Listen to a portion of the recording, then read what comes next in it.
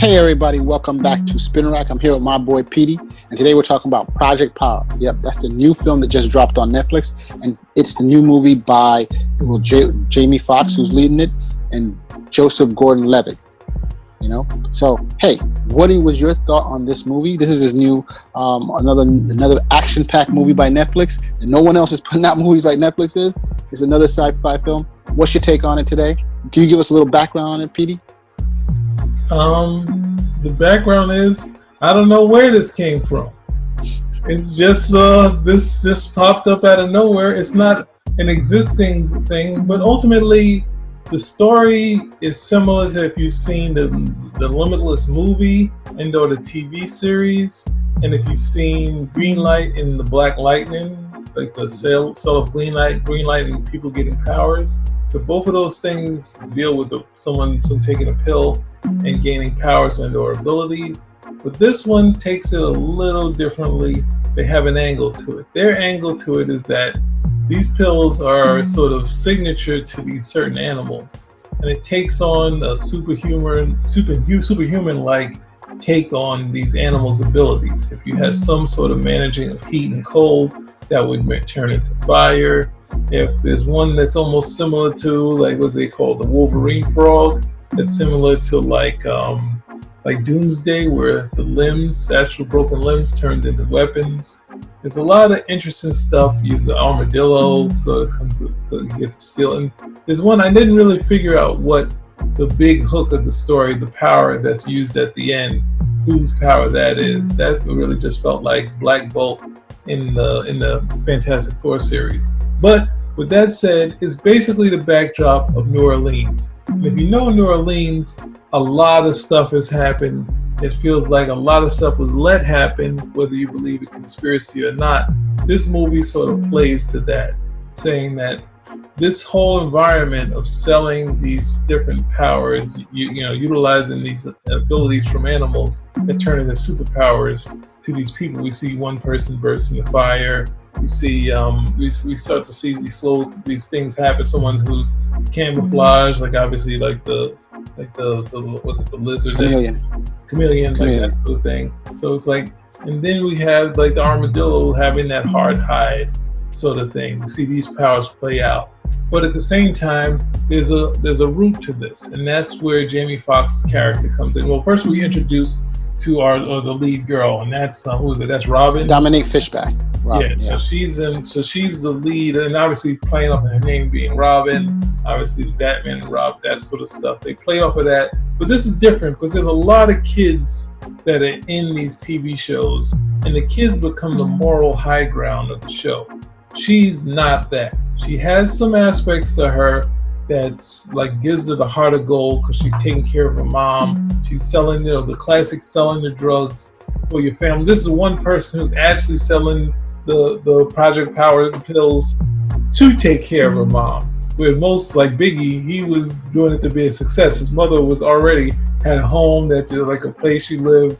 They weren't struggling. She said it on TV. And he went to Westinghouse, and sorry, I had a flashback. Sorry. So ultimately, there's a backtrack, a backdrop of all these elements of the drug trade, all this terrible stuff that New Orleans went through, and then Jamie Foxx starts unearthing more stuff because he's an army guy. He was tested on. Some things came out of that. Some things didn't necessarily come out where they wanted, but he revealed that his daughter had something that was beyond what he had, and then they captured her. So this is what put him on this thing to find out where the source is. So I think that's as much backdrop as I can get. What are your thoughts on it so far? You want to pick up from there? Yeah. So we have, one of the things with this power is that they usually last around 5 minutes. So it's a short time, and some people who get the power end up dying, exploding. Other people they get powers. Sometimes you don't know, they're not obvious powers. Some people are very obvious. They become giants or turn into fire or whatever. But what tends to happen is that people want to take more of these pills to enhance their power, and so some of them OD on it. And it's a very interesting. You have people who have ice power and stuff like that. But this is being run by, once again, the evil corporation, and they're testing it, and they're basically testing it in NOLA. And this is where the whole Project Greenlight in Black Lightning comes up, where they're testing these powers here. And Jamie Foxx was meant to be they were doing these tests to make them super soldiers, and but his powers came out. He's a major. I think they keep referring to him as major, so probably he was a major in the military or whatever. Yeah. But what's pretty interesting I like about this story is that you also have Joseph Gordon-Levitt. He has a relationship. He's a cop in NOLA. So when I first saw the thing, I thought, oh, Jamie Foxx is going to be another cop in another show. But no, he's not a cop. He's just trying to find his daughter. Whereas Joseph Gordon-Levitt, he's the cop in the city trying to clean up his city. But he's also working with Robin, and he knows she's a local dealer, and he knows why she's doing it. But he's more concerned with the big fish and stuff. But he's also using the stuff because he wants to have the playing field even with the bad guys. Well, that's what they always say. Probably just want the power to begin with. But I thought his character was very interesting, and the motivations were different. And the very fact that the reality is you have cops and they deal with the local dealers, and people don't, they always, this is a dealer, there's a cop. It's a normal bad guys and good guys, or if you want to say they're dealing with each other. The only way you're going to find out what's going on is by getting someone who's in this industry working. And I think that their relationship was very interesting. How he came through with how he looked for her, how he treated her almost like a little sister or something. Their relationship or daughter. And how you have uncle, niece, and they have a funny bit about him and the mother. So it's really enjoyable. And how even though she's telling him that Jamie Foxx is good, he ain't believing it because he's told to go after this guy. Well, so I thought. But before I want to chime in with what you're saying is that we have a split in how Gordon Levitt's character connects with her as almost a family member, whereas Jamie Foxx takes it differently. He deals with like an army person, and he has her with him, and she's like, I'm just a kid. And she's like, you started selling drugs. You can't be a kid no more. Like they already made a decision, and that's the hard thing that people don't accept. They want to fall back on this when you deal with the adult crimes when you're selling these things. It's like the option of saying, oh, the streets are hard, but then you want to go back to being the kid, and it's like you can't sort of wait. The way the government works, the way the laws work, you can't. It was a very important scene, and it's sort of having him stay the drill sergeant and then him needing her because he overextended himself in trying to find out information on stuff. And the action and the connection, some of the connection stuff is fun because it's like when she's going in to get the information, like he loses her. Like someone comes up to him and asks him for help. And I've gone through that in the store where they come to you and they ask you for help. And you're like, I don't work here. And they look at you like, what's wrong with you? Like, no, I don't work here. And then he loses the girl. And then she's like, then now we're in the part of the story where we've lost contact with our contact. So it's like, and they did that a couple of times in the story. So sorry, I cut you off. No, I think that was a good point, and he loses contact with her and how he gets in contact with her. And she comes, one thing, she doesn't believe in him at first. She doesn't believe all this stuff. She thinks he's just another dude, Oh, Machine Gun Kelly was in the movie and they like killed him off like right away. But he has the best scene. He has the coolest scene, and it's so cool power and everything. Crazy. Yeah, but Machine Gun Kelly was in there. So he's having a hell of a run. He's getting the girl from Teenage Mutant Ninja, and he's in the movie at the same time, and he has a song out too, a rap. So he's doing pretty good. But in terms of, I gotta say, I enjoyed this movie. I thought I wasn't going to enjoy it because of, Jamie Foxx has made some movies that are not always as consistent as you'd want them to be. But this one I thought was enjoyable with... You're going to go to... one of those. What was one of the movies he did? Let's go through his. We're not going through those movies. We're sticking to this. I think he's kind of stepped up his movie game since. Let's go through some of the bad ones. Booty Call, but Booty Call wasn't a bad one. What else we got? We got something else. We got something. You got Held Up. Held Up. That's what you're talking about. You still holding him for Held Up and the Players Club. You got a problem with the Players Club? He's just a DJ in Players Club. Like what else did he was on Moesha? But you don't like the Jamie Foxx show? Come on, man. What else you got? Bait. Yeah. You hated Bait, didn't you? You really hated Bait. He was good in Ali. It doesn't matter that he did Shade. You don't know what Shade is, right? No, I didn't watch it. Look, we're digressing big time, but I think that this was a pretty good. It was very fun. It was very enjoyable. There were twists and turns. It wasn't like, oh, I figured out what's going on. It's not very formulaic. I mean, they're always formulaic, but this one at least it was very enjoyable. So I would say, if anybody's out there, I think you should go out and definitely watch it. And I like Joseph Gordon-Levitt, but Dominique Fishback, I think she was excellent in her role. I didn't think that she was going to pull it off. You know, it's a little girl and stuff like that, but she did a great job. And by the way, she's not a little girl, but in real life, but she plays one in this show. But she does a great job in believing. So I think the three main leads did a great job.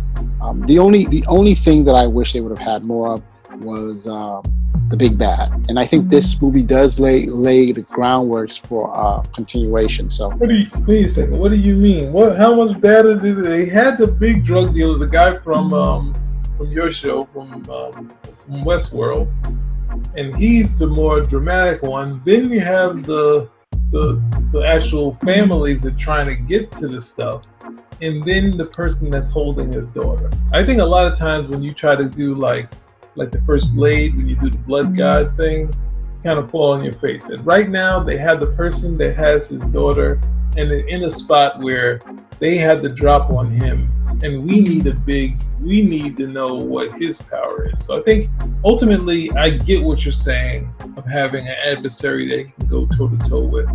But I think since they hadn't shown us what he can do outside of stopping all the power characters without powers, it was interesting to see him do stuff. And we also had we had so many cool fights. I don't know if I need it. I mean, I get what you're saying. I don't know if I need it. No, I don't think you need it. I'm just saying it wasn't a negative. I'm just saying it just, to me, means that I think when I think it will be successful as number one trending on Netflix, I think this has a very strong possibility to become at least another movie or probably even a franchise. But right here, I mean, I thought like some of the action, if we talk about the action set pieces, one of the action spots that was so great is when they had... Are you saying that it's unpredictable? No, I said I don't think... No, like Unpredictable, the song. Tonight we're getting Come on, we gotta do some sort of fun stuff in here. The song, Unpredictable. Sorry. Look at the face. He is so pissed off at me now. So I'm saying, like, when another joke that didn't land with them. it didn't. And so when you had that whole, when they were trying to sell they were doing a demonstration for the drug dealers, and I thought that the battle there was just off the chain. It was like every man for themselves. I thought that was pretty cool. And sometimes you see characters do certain things. You're like, why do they do that? That doesn't even make sense. But you see the consequences and the reason and what happened. So I see why the filmmaker did some of these things. But hey, I thought this was an enjoyable movie. Once again, I think that if you have a chance, just get out there and see it. Have a good time. It's not dragging. Check it out. If you already got Netflix, go check it out. Yeah, it ain't gonna cost you nothing, And Netflix is the only game in town right now. That's all I keep saying it again and again in the video. Netflix. If you believe in conspiracies, it's not. Friday we're behind. They're making money off of the coronavirus. No, they're not. They're making money off the coronavirus because no one bought into the streaming service. They brought into the HBO thing of doing it when they want to do it, and that's what you get. That's what you get. Their model is working much better. And don't worry, by next year, everybody's going to be on a Netflix model. You'll see. So listen, get out there. They're the ones we can trust. They've been giving it to us for a long time. DVDs, then streaming. They've been hooking us up. Don't just go to your fly-by-nights, people trying to jump on there, giving you once-a-week movies. When you want to binge watch it, you want to binge watch the... Okay, so we're doing the binge watching thing. No, you should not be binge watching shows. Yes, you should. I was against it, but at the same time now, what can you do? You're stuck at home. Binge watch Warrior Nun. You don't have the next season of Mandalorian yet. What can you do? Go watch Cursed. You got shows you can watch. the Netflix. There it is. Don't be watch a movie. Don't be dissing future employers, bro. I keep telling you that. All right, the resumes are in. What So about don't the stop. Netflix is just employing us? Why can't they just do it? Never put it in with those guys. Come on. And then I think it's because Jamie Foxx in recent years, as far as superheroes, he's been connected to Spawn. And when I first saw this, I was like, does he need to be connected with Spawn? Because I know people go, oh, Spawn, he's a popular character, he's a black character. And the problem with Spawn and the black character thing is that he's a black character that his face is sort of burned off. Now, you say to yourself, hey, what's the name? Deadpool, his face is burned off. But it's like you're wearing the makeup the entire time. And the actors, if you do it by the second film, having the flashback of him being human isn't going to work. You know, you get 30 minutes of him in the human face. The rest of the time, he's hamburger face, as Todd McFarlane goes. This is a decent project for him to do 3 or 4 films and not have to wait on Todd trying to direct Spawn. This is happening now. This is your property. It's one of the few because we have, what's the name? Black Lightning is still going. Limitless, which I was a fan of, it didn't go. But this is very succinct using and selling of power because those 3 had tried, and I think Limitless did it well, but it didn't keep going. Black Lightning kind of stretched it out, and this having it very succinct, like the same way the Limitless movie was. This is a good thing to keep doing more movies with. So Yeah. I'm with it. Me too. Spinner Rack Out. out. So there it is. We knocked off 2 things.